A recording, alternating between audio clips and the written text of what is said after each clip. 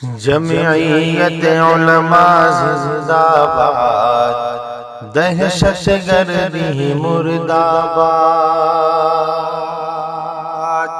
جمعیت علماء زندہ باد، دہشت گردی مرد آباد۔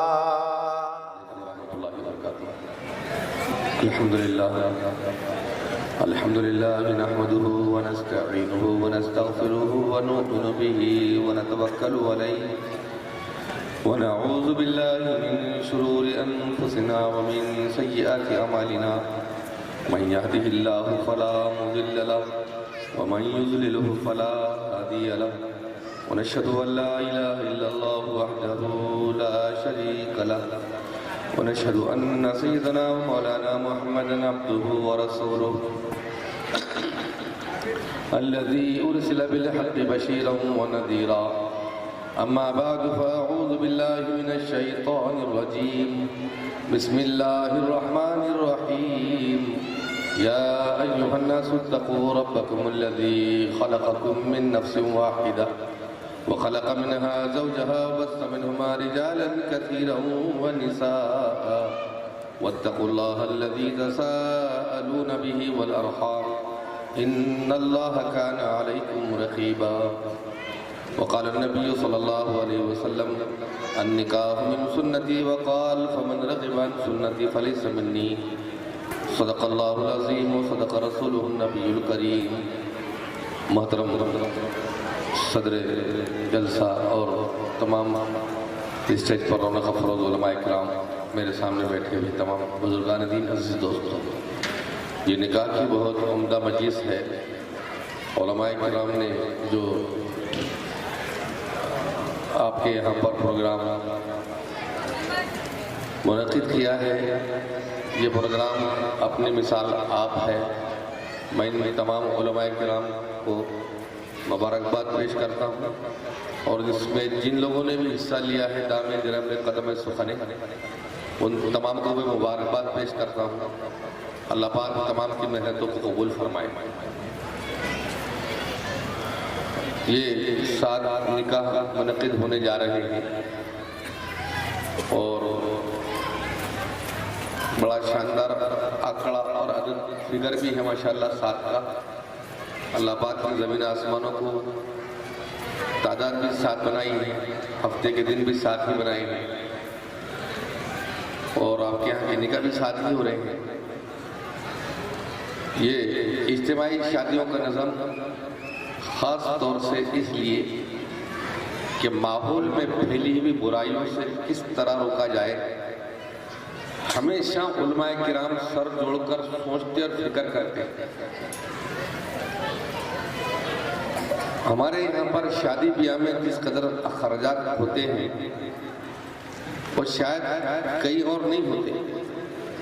مولانا علی بن ندوی رحمۃ اللہ علیہ فرمایا کرتے تھے مسلمانوں کا پیسہ 2 ہی جگہ خرچ ہوتا ہے، خوشی کے رسموں میں یا غمی کے رسموں میں۔ ابھی لڑکی دیکھے، پھر رسم، پھر شادی، پھر بچہ، چھلا، چھٹی، نہ جانے کیا کیا کیا کیا مر گیا تو ادھر مر گیا، 10واں، سوم، چیلم، 4 مہینے، سال، برسی۔ خوشی اور غمی کی رسموں میں مسلمانوں کا پیسہ بہت خرچ ہوتا ہے، جبکہ یہ خرچ کرنے کی جگہ ہے ہی نہیں۔ ہم نے ابھی سنا مولانا حبیب صاحب کا ماشاءاللہ جوان العمر آپ کے سامنے بیان کر رہے تھے، ہم نے نکاح کو مشکل بنایا ہے، ورنہ فی نفسی نکاح مشکل نہیں ہے۔ سرکار کے زمانے میں زنا مشکل تھا اور نکاح آسان تھا۔ ہمارے زمانے میں نکاح مشکل ہو گیا، زنا آسان ہو گیا۔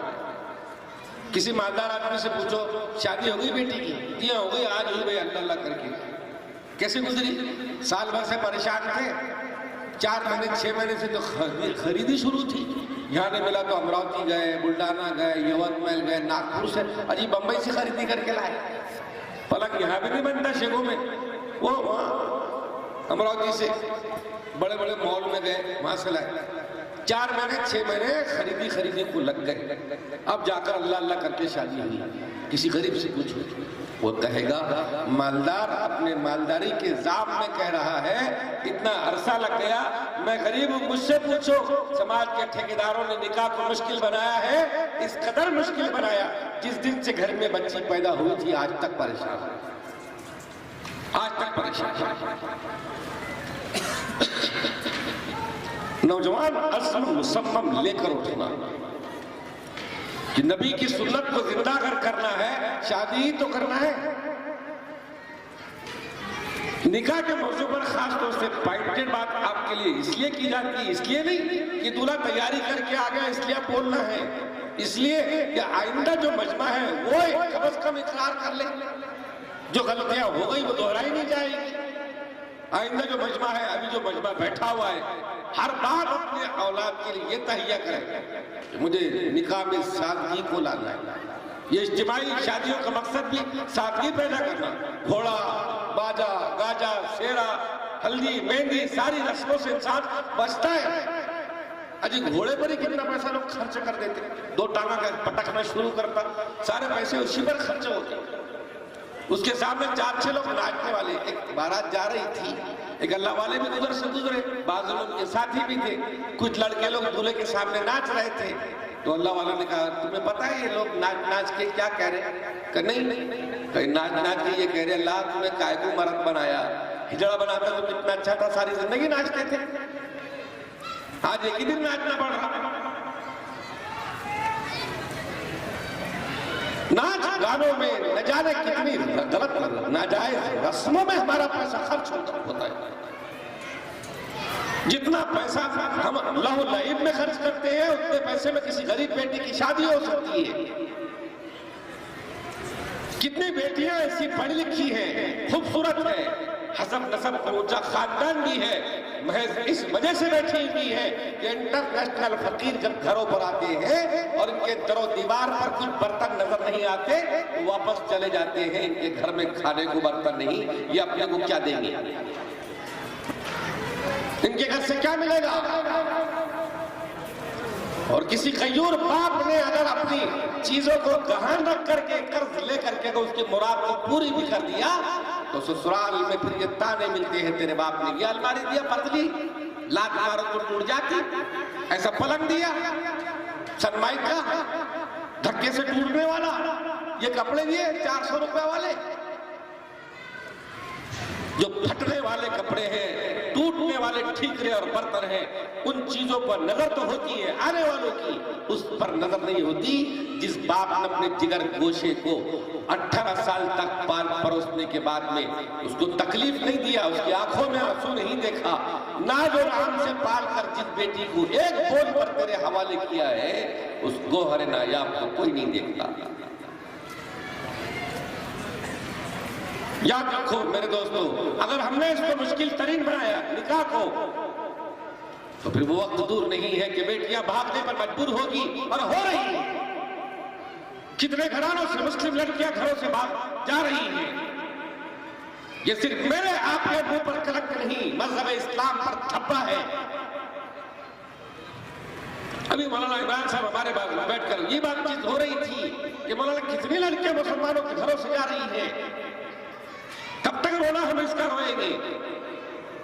کوئی ماں باپ اپنی بیٹیوں کی شادی کرنے میں دیر اس لیے کرتے ہیں جب اچھا آئے گا تب دیکھا جائے گا، اس کے لائق آئے گا تب دیکھا جائے گا، کچھ پونجی جمع کرنے میں رہتے ہیں کہ جب تک اس کی شادی کا انتظام نہ ہوگا اس کی شادی نہ کی جائے گی، اور کچھ انٹرنیشنل فقیروں کی وجہ سے ان کی مانگیں مرادیں کہاں پوری کی جائے گی۔ آج بھی وہ حیدرآباد کا 4 مینار یاد ہے، اپنی تاریخ کے ساتھ میں 3 لڑکیاں بہنیں اور ایک بھائی، چاروں نے مل کر ایک خط لکھا، ہم خوبصورت ہے، پڑھی لکھی ہے، اونچے خاندان سے تعلق رکھتی ہے، لیکن ہمارے گھر میں آنے والے رشتے وہ اس وجہ سے لوٹ گئے کہ ہمارے پاس دینے کو کچھ نہیں تھا، ایسی بے عزتی کی زندگی سے ہم موت کو ترجیح دیتی ہیں، اوپر سے کود کر چھلانگ لگا کر چاروں نے جان دی، مرنے پر مجبور یا گھر چھوڑنے پر مجبور، اور مجبور کیا ان کو سماج کے میرے آپ جیسے ٹھیکیداروں اور ذمہ داروں نے۔ ہم نے نکاح کو آسان بنایا ہوتا تو کوئی غریب کی بیٹی آج گھر میں نہ بیٹھی ہوتی۔ ایک ہی خاندان کے بڑے بھائی کی لڑکی کی شادی دھوم دھام سے ہوتی ہے، چھوٹا بھائی غریب ہے، اس کی بیٹی گھر میں ترس رہی ہے اس لیے کہ کوئی رشتہ آئے. اے کاش میرے ماں باپ کے بھی فرض سے سبکدوشی ہو. ان کے ہاں تھا، انہوں نے شادی کر دی، میرے ماں باپ کے پاس کچھ نہیں ہے. یہ سانحہ ہے ہماری اس امت کا. بہت بڑا فکر انگیز مسئلہ ہے اس امت کا کہ امت کے نوجوان لوگ اگر سوچ لے کہ ہمیں بغیر جہیز کی شادی کرنی ہے، کچھ ملے نہ ملے جو ماں باپ دے دے خوشی سے ٹھیک ہے قبول کر لیں گے، لیکن اگر کوئی ڈیمانڈ ہماری طرف سے نہیں ہے، یہی ہونا وہی ہونا، وہ چیز دو یہ چیز دو، بغیر جہیز کی شادی کرنے پر اپنی اولاد کو اتارو. اور ایک بات، ہر ماں باپ اپنی اولاد کو سکھاؤ. ماں اپنی بیٹی کی تربیت کرے، باپ اپنے بیٹے کی تربیت کرے. ہر چیز کے سکھانے کے لیے کوئی نہ کوئی ٹریننگ کورس، تربیت کا کورس ہوتا ہے. شادی بیاہ میں کوئی تربیتی کورس ہے ہی نہیں. معمولی دکان چلانے کے لیے باپ اپنے بیٹے کو تنبیہ کرتا ہے، مال اتنے کا آیا، اتنے کا بیچنا ہے، نفع یہاں رکھ، مدت یہاں رکھ. ہر ایک کے لیے کوئی نہ کوئی لائے عمل ہوتا ہے. شادی اتنا عظیم پروگرام، زندگی کا یہ پہلا مسئلہ اور اتنا بڑا مسئلہ، اس میں کوئی تربیت نہیں ہوتی. ہر باپ اپنے بیٹے کو سمجھائے تیری شادی ہونے جا رہی ہے، شادی کے بعد بیوی کے ساتھ میں کیسا رہنا ہے، ماں باپ کے ساتھ کیسا رہنا ہے، گھر گرہستی کیسے چلانی ہے. ماں اپنی بیٹیوں کی تربیت کرے، تجھے اپنے شوہر کے گھر جانا ہے، تمہیں وہاں کیسے رہنا ہے. ہر ماں اپنی بیٹی کی تربیت کرے. گھرانوں میں جھگڑے نہیں ہوں گے، طلاق کے واقعات پیش نہیں آئیں گے، فساد نہیں پیدا ہوں گے، نفرتیں قدرتیں جنم نہیں لیں گی. حضور پاک علیہ السلام کی خدمت میں ایک عورت آ کر کہتی، یا رسول اللہ میری شادی ہونے جا رہی ہے، میرے شوہر کا مجھ پر کیا حق ہے؟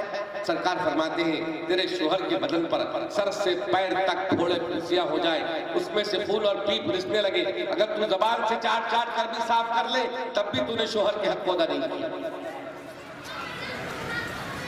ایک صحابی کہتے ہیں یا رسول اللہ ہم نے قیصر و کسریٰ کے بادشاہوں کو دیکھا ہے، لوگ ان کا سجدہ کرتے ہیں، وَأَنْتَ أَحَقُّ أَنْ يَسْجُدَ لَكَ، آپ زیادہ حقدار ہیں کہ ہم آپ کو سجدہ کریں. سرکار نے فرمایا لَوْ كُنْتُ آمُرُ أَحَدًا أَنْ يَسْجُدَ لِأَحَدٍ لَأَمَرْتُ النِّسَاءَ أَنْ يَسْجُدْنَ لِأَزْوَاجِهِنَّ، اور کما قال علیہ السلام اللہ کے علاوہ کسی اور جگہ سجدہ کرنے کی اجازت نہیں. ہاتھ پیر آنکھ ناک کان کا استعمال کہیں اور ہو سکتا ہے، جبین نیاز اور پیشانی کا استعمال صرف خدا کی چوکھٹ پر ہوگا. یہ پیشانی جھکے گی تو اللہ کی چوکھٹ پر، اللہ کے علاوہ کسی اور جگہ جھکانے کی اجازت نہیں. اگر ہوتی تو میں عورتوں کو حکم کرتا شوہروں کو سجدہ کیا کرتا. ایک صحابی سفر پر جا رہے ہیں، اپنی بیوی کو کہہ کر گئے میں سفر میں جا رہا ہوں، تم نے گھر سے باہر نہیں جانا. اس کا مطلب یہ بھی نہیں تھا اماں ابا بیمار پڑ جائے یا کوئی ضرورت پیش آ جائے تو باہر نہیں نکلنا، یہ مطلب بھی نہیں تھا. مطلق یہ جملہ بول کر چلے گئے. وہ ادھر گئے، ادھر بیوی کے ابا کی طبیعت خراب ہوئی تو جا کر حضور سے پوچھتی ہے میرے شوہر نے جاتے وقت تمہیں یہ کہا تھا ابا کی طبیعت خراب ہو گئی، کیا میں جا کر مل آؤں؟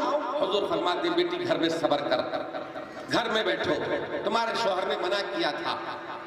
دوسرا سندیسہ یا رسول اللہ ابا کی طبیعت بہت زیادہ سیریس ہو گئی، کیا مل کر آ جاؤں؟ کہ بیٹے گھر میں صبر کرو، شوہر نے منع کیا ہے. تیسرا سندیسہ یا رسول اللہ ابا دنیا سے رخصت ہو گئے، انتقال ہو گیا. سرکار فرماتے ہیں بیٹی تیرے گھر میں صبر کرنے کی وجہ سے اللہ نے تیرے باپ کی مغفرت کر دی، تیرے باپ کی مغفرت کر دی. بیٹیوں کو بتاؤ زندگی گزارنے کے طور طریقے، اپنے گھر میں جانے کے بعد تجھے سسرال میں کیسے رہنا ہے، شوہر کی اطاعت فرمانبرداری میں زندگی کیسے گزارنی ہے. اب ہم تیرے ماں باپ نہیں، وہ تیرے ماں باپ ہیں. سکھ و شانتی اگر تجھے ملے گی تو اسی گھر سے ملے گی، اس لیے اس گھر میں عزت کمانا، جس کام کا شوہر حکم کرے اسے پورا کرنا. ادھر ماں باپ اپنے بیٹے کی تربیت بھی کرے کہ تیری بیوی آ رہی ہے، اس کے ساتھ میں کیسا اس پہ سلوک ہو، اس کے ساتھ میں کیسا برتاؤ ہو، اس کے ساتھ میں محبت اور چاہت کا کیسا مسئلہ ہو. یہ ہر باپ اپنے بیٹے کو سکھائے. یہ تو دیکھا الٹا گیا ہے، بیٹے نے ذرا چہنا دہانا شروع کر دیا بیوی کو تو ماں باپ کو برا لگتا ہو تو بہت چارہ، پہلے تو تھا نہیں ایسا. اب اس کو نہیں چاہیں گے تو کیا پڑوسن کو چاہیں گے؟ ارے بولو نا. شادی کس واسطے کر کے دیے؟ وہ تو اسی کو چاہنا چاہیے، لیکن یہ مطلب بھی نہیں کہ دونوں میاں بیوی آپس میں اتنا گھل مل جائے کہ پھر ماں باپ کو ایک سائیڈ میں رکھ دیں۔ ماں باپ کی عزت احترام اپنی جگہ پر ہے، بیوی کا مقام اپنی جگہ پر ہے۔ بیوی سے پیار و محبت کرو، لیکن ماں باپ کو دھکے دے کر بھی باہر مت نکالو۔ تو حضور پاک علیہ السلام نے بیویوں کو چاہا ہے، ان سے محبت کی ہے، صنف نازک ہے، کمزور صفات کی ہے، کمزور اعضاء و جوارح کی ہے، ذرا سی بات کو برداشت نہیں کر پائے گی۔ دولہا اپنے ماں باپ کو چھوڑ کر عورت کے گھر کو جا کر نہیں رہا، عورت نے ماں باپ، خاندان، دوست احباب، ساری سہیلیوں اور رشتہ داروں کو چھوڑ کر ایک بول پر تیرے حوالے آئی، نئے نویل ایک گھر میں آئی۔ آج اسے پتہ نہیں ہے اس گھر کا ماحول کیا ہے، لوگ کیسے ہیں، کس کا مزاج کیسا ہے، ساس سسروں کا مزاج کیسا ہے، شوہر کا مزاج کیسا ہے، گھر میں صفائی کب ہوتی ہے، پوچھا کب مارا جاتا ہے، کھانا پھیکا پکتا ہے تیز پکتا ہے، چائے میٹھی بنتی ہے پھیکی بنتی ہے، کپڑے کب دھلے جاتے ہیں، کون کون سی کام کس کس کے ذمے میں ہے، اس سے کچھ معلوم نہیں ہے۔ گھر کا ماحول سمجھنے کے لیے سال بھر کا وقت چاہیے۔ ہم سمجھتے ہیں آج کے برابر اس نے گھر کو سنبھال لینا۔ بعض جگہ تو یہ دیکھا گیا ہے کہ شادی کر کے گھر میں دلہن لے کر آئے، وہ کام کرنے والی بھائی کو کہتے تیری چھٹی، کیوں جی خالہ میں روز برتن ماننے آیا کرتی تھی، نہیں اب آ گئی ہمارا برتن ماننے والی۔ ہم نے کسی کی بیٹی کو خوبصورت بہو بنا کر نہیں بلکہ خوبصورت نوکرانی بنا کر گھر لائے، یہ مطلب ہوتا ہے۔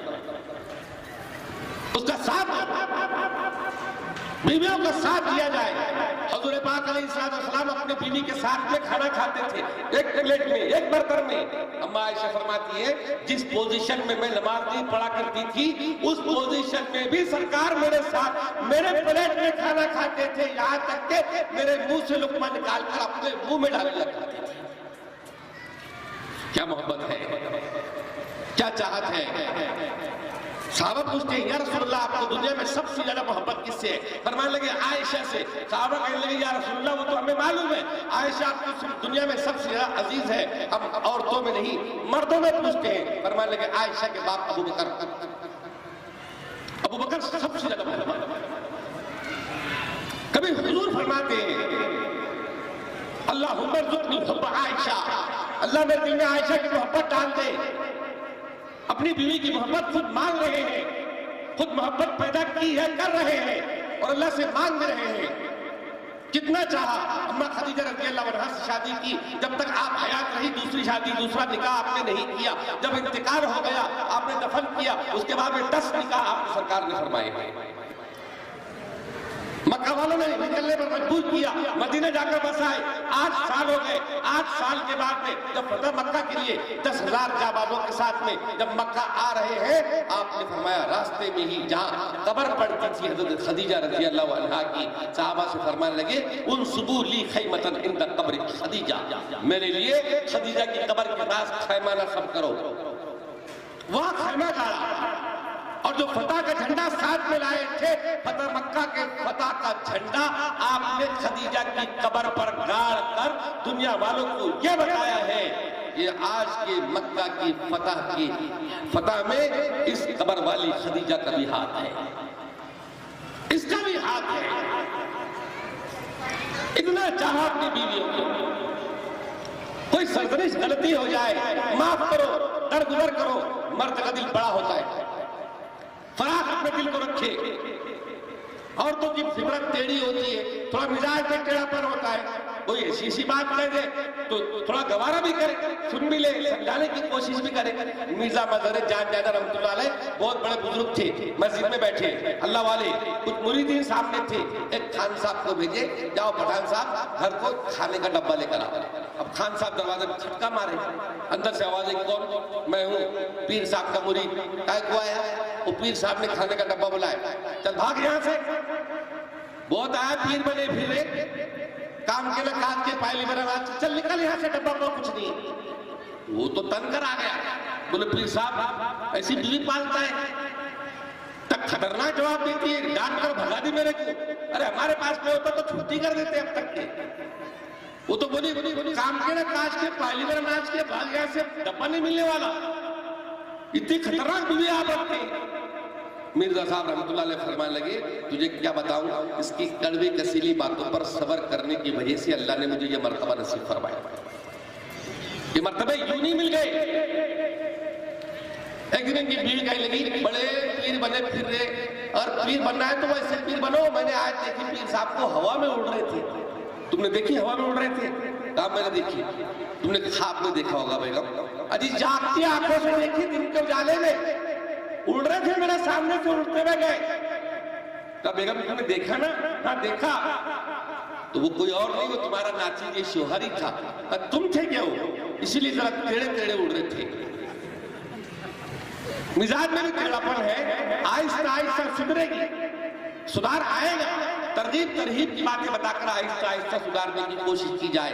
اپنی بیویوں سے پیار محبت کرو. سرکار گھر میں داخل ہوتے تھے تو بیویوں کو سلام کرتے تھے، السلام علیکم رحمۃ اللہ وبرکاتہ. ہمارے یہاں اگر کوئی بیوی کو سلام کرے گا تو بڑے بڑے بولیں گے آپ سلام شروع ہو گئے، کل کو پیر دبانا شروع کرے گا. سلام کر رہا عورت کو، ارے عورت کا کام ہے مرد کو سلام کرنا. الٹی گنگا بہتی ہے. حضور کی عادت ہے گھر میں داخل ہوتے تو سلام کرتے تھے. ہماری بھی کیا عادت ہونی چاہیے جب گھر میں داخل ہوگے تو ارے بولو نا ہم بھی سلام کریں گے، السلام علیکم رحمۃ اللہ وبرکاتہ. بیوی کا کام یہ ہے مسکراتے ہوئے سلام کا جواب دینا. مرد نے خیریت کے دو بول میٹھے انداز میں پوچھنا اور بیوی نے خیریت کے جواب میں میٹھے بول دو بول مسکراتے ہوئے جواب دینا. دن بھر کی تھکان دور ہو جائے گی. دن بھر کی تھکان دور ہو جائے گی. ایک بات اور یاد رکھیں، ہم اپنی بیویوں پر پیسہ خرچ کرتے ہیں. کھانا پینا کپڑا لتا دوا دارو علاج معالجہ پلاٹ مکان ٹھکان دکان سب بیوی کے نام پر، سب بیوی کے نام پر.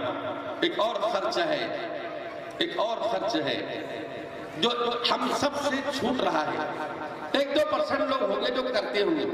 اچھا کون کرتے ہو تو مجھے بعد میں ہاتھ اٹھا کے بتانا. حضور پاک علیہ السلام کی عادت مبارکہ ہے کہ آپ مہینہ 15 دن ہفتے کا راشن پانی کھانا خرچہ علاج معالجہ کا پیسہ دینے کے بعد کچھ پیسہ ایسا رقم اٹھا کر دیتے تھے جس کا حساب نہیں لیتے تھے. اپنی بیویوں کو ہفتے میں 15 دن میں یا مہینے میں آپ کی حیثیت سے 100 200 500 1000 جو بھی آپ کی حیثیت بنتی ہے وہ پیسہ اٹھا کر اس کو دینا جیب خرچ کے نام پر، اور اس کا حساب زندگی میں کبھی نہیں لینا. ایسا کتنے لوگ کرتے ہیں ذرا ہاتھ اٹھا کے بتاؤ. ماشاءاللہ 1 2 3 یہ 3-4-5 لوگ ہیں جو کر رہے ہیں. میں نے سنا ہے پہلے جو اپنی بیویوں کو دیتے ہیں، باقی لوگ نہیں دیتے. ان کا ارادہ دینے کا بھی نہیں دکھ رہا. دیں گے آئندہ. حدیث سن کر جاؤ، جب قیامت کے دن بیوی کا خرچہ تولا جائے گا کہ ساری زندگی تیرے ساتھ بیوی 50-60 سال رہی ہے، تو نے اس پر کتنا خرچ کیا، وہ خرچہ جب تولا جائے گا اس میں سب سے پہلے یہ خرچ تولا جائے گا. یہ جو خرچ سب سے پہلے تولا جانا ہے وہی ہم دیتے نہیں. اپنی حیثیت کے مطابق 50 روپے ہی صحیح، 100 روپے ہی صحیح، 15 دن میں صحیح یا مہینے بھر میں ایک رقم اٹھا کر دے دیا کرو. اس کا حساب کبھی نہیں لیں گے. کون کون دے گا انشاءاللہ؟ ماشاءاللہ بھائی اتنی لوگ دیں گے، باقی لوگ نہیں دیں گے. چلو تمہاری مرضی، پکڑ اللہ کے پاس ہونے والی ہے. کم از کم ارے جان کے ادھار تو اٹھا لیتے کہ ہاں تھوڑا تھوڑا آگا. اچھا یہ ارادہ کر کے اٹھے انشاءاللہ کہ آئندہ ہم اپنی شادیوں کو اجتماعی شادیوں میں ہی کریں گے سیدھا سادے طریقے کے مطابق. کون کون کرے گا؟ ارے بھوٹے مت اٹھاؤ، تمہارے ہو گئے.